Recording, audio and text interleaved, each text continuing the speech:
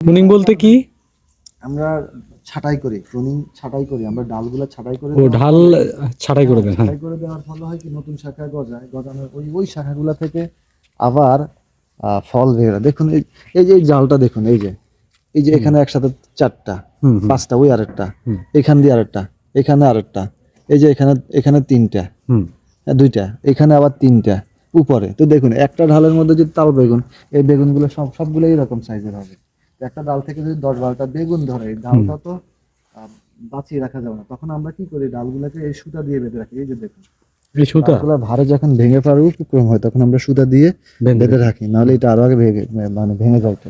আচ্ছা, আমার একটা কোশ্চেন, এখানের মধ্যে সব থেকে মানে এটার আসল গাছটা কোনটা? এখানের মধ্যে তো আমরা অনেক রকম এটা বেগুন আসলে দেখতে পাচ্ছি। আমি এটাকে আমাদের জঙ্গলে পেয়েছি, এটা ওয়াইল্ড ব্রিঞ্জালের একটা জাত। এটা ছোট ছোট বেগুনগুলো, ওটা হ্যাঁ হ্যাঁ খাওয়া হ্যাঁ যায়, ভর্তা করে খায় অনেকে, জানে এটা। হ্যাঁ। এটার মধ্যে ঔষধি গুণাগুণ আছে। তো ওয়াইল্ড ব্রিঞ্জালের জাত, ওটাকে আমরা দেখেছি অনেক প্রতিকূল পরিবেশে ওই গাছগুলো বেঁচে থাকে। আর যখন আমরা সবজির জন্য বেগুন গাছ রোপণ করে থাকি, অনেক হুম যত্ন করি, সেগুলো 1 বছরের বেশি টেকে না। তখন আমি ভাবলাম যে না, যেহেতু আমরা ভিডিওতে গেস করেছি, আইডিয়া পেয়েছি, সেজন্য হুম। আমি ভাবলাম যে না, এই গাছটা আমি সিলেক্ট করি। আসলে সফল হয়েছে। না, দ্যাটস একটা গুড গাছ থেকে আইডিয়া আমার মতে, কারণ এখানে আমি দেখতে পাচ্ছি যে অরিজিনাল যদি বেগুন গাছ আসলে হতো। সফলতা বলতে আপনি কি বোঝেন? আপনি একটা বেগুন গাছ থেকে যদি 2 মাসে 20 কেজি বেগুন তুলতে পারেন, তো এর থেকে বড় সফলতা আর কি হতে পারে আপনি বলেন? না, গুড আইডিয়া।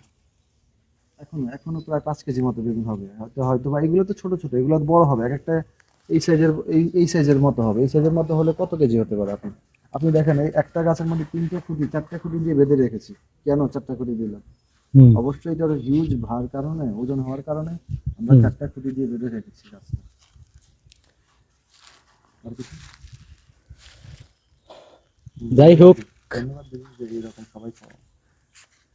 আমাদের এই গ্রামের মধ্যে এরকম একটি গাছই আছে আমার দেখা মতে, প্রথম আমি এরকম গাছ আসলে দেখলাম। গ্রামে না, বাংলাদেশেও অনেক জায়গায় এরকম গাছ থাকতে পারে, তবে এই রকম ফলন, এটা অবশ্য আমি যত্ন করেছি। আমি এখানে অনেক পুষ্টিগুণ এবং দেওয়া আছে গাছের গোড়ায়।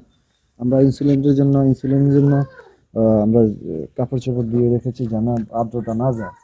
আসলে আমার মতে বাংলাদেশে এরকম একটা গাছই আছে, দ্বিতীয়টা আর নাই। যেখান থেকে 2 মাসে প্রায় 20 কেজি বেগুন নেওয়া হয়েছে, এরকম আর দ্বিতীয় উদাহরণ বাংলাদেশে নাই।